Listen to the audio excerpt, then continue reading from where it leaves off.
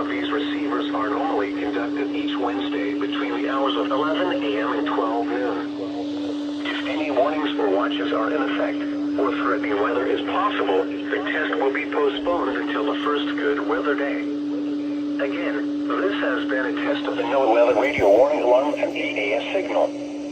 We now return to the regular broadcast cycle.